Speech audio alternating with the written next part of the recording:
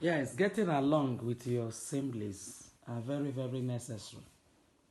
This time, making peace and being together. A lot of families this season. Don't fight. Fighting cannot bring you together and they cannot solve the problem. This is what I always like to say. And this one thing again, let me tell you, extended families should come together.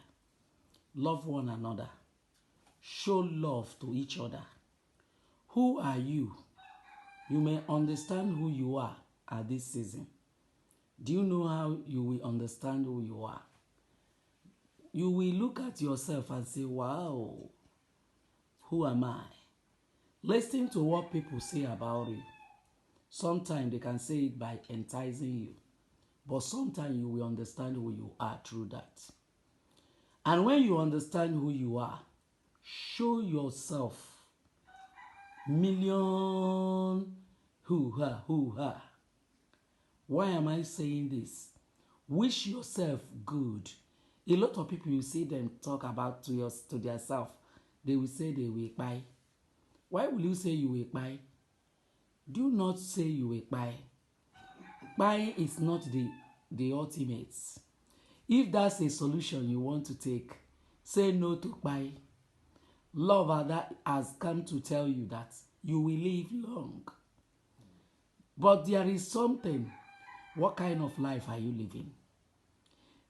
If you buy today, how will your family, next generation continue?